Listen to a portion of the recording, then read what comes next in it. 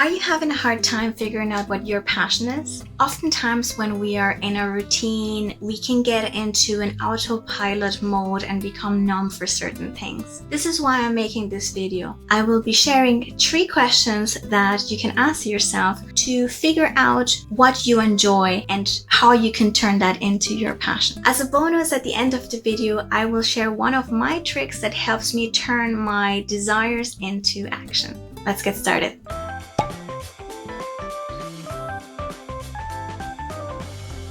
Question number 1. What did you love doing as a child or a teenager? This one may be an obvious one, but when was the last time you actively thought of it? When we are children, we are not yet limited by rules and beliefs imposed by society, our parents, or even our own experience. We naturally navigate to what interests us without any judgment. This is why what brings you the most fun is likely what you did as a child. Since I can remember, I loved drawing and sewing as a child. The pencil came first, but I remember also sewing duvets for my dolls and Barbies. I also did bags from old jeans. At the age of 9, I won the 2nd place of a national arts competition in Panama where students from all different schools competed. From then on, my art teacher loved me for the rest of my time in the school.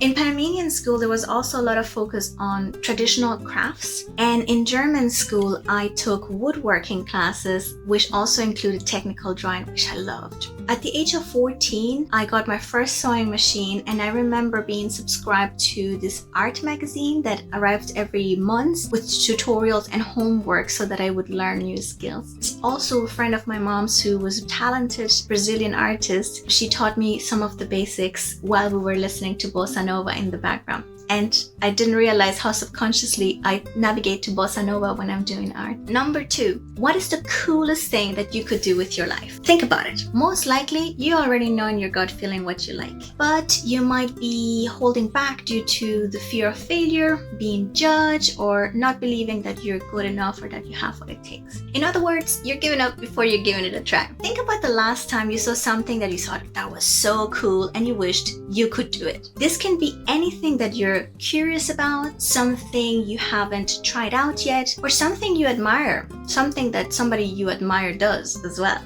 I recently started enjoying all these fun dance trends. There's an anime Toca Toca, the flower dance, there's one from Shakira Te Felicito, and so many more. Share your favorite one in the comments, I'd love to know. But anyway, I felt that I was too old for them or maybe not fit enough. Anyway, I felt I was way too shy to do something like that myself in a video. But I noticed how they were bringing me so much joy, almost like this childlike level of fun. What I did was I signed up to these Afro dance classes, and after they had taught us the steps, they asked the group to make this circle and each of us would have to dance in the center by ourselves.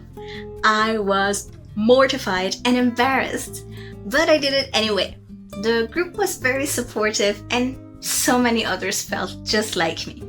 So overall, I had a blast and I could feel like my confidence grew by just a tiny little bit, and it reminded me how much I actually feel alive when I'm dancing, even if it's just in my own privacy. Number 3, on your 80th birthday, what do you want to be known for? This was an exercise that I did with one of my managers back when I was working for Google, and we were discussing my career. But I do use this also just for my life as a whole. Now, let's imagine it's your 80th birthday. What would it look like? Who is there to celebrate with you? How are you celebrating? Who are you then, and what are you known for or loved for? With this exercise, you're forcing yourself to think and visualize your life goals and your deepest desires. There's no right or wrong. Only you can know what's the best life for you. This makes it easier to then determine what steps you need to take today to get there. It might sound morbid, but I believe it is important to remember that we're not here forever. And at some point for this life, our time will be up. Do you really want to miss out just because you're a bit embarrassed or afraid of others' opinions or whatever it is that is holding you back? Think about that. Now, the bonus. Now it's time to share one of my tricks on how I turn my desires into action. I have used this trick for some big life decisions, not exclusively, but for career changes, for example, and even relationships. Change can be tough, and many of us, we stay in the state of inertia because we either don't want to take that tough decision or go through change because it requires effort. So what I like to do is I imagine my life and how it would look like 20 years from now if I were to change absolutely nothing in my life. Of course, nobody knows what the future holds, but just imagine what you're doing today and doing that for another 20 years. How does that feel? How does that look like? To me, this exercise often results in a state of panic. I realize all the things that I don't like about my life, and at the same time, this becomes like my fuel and my motivator to make changes. In the description, you will find a link to a free downloadable PDF that I made for you so that you can discover your passions with these 3 questions. And if you feel comfortable, share your results in the comments.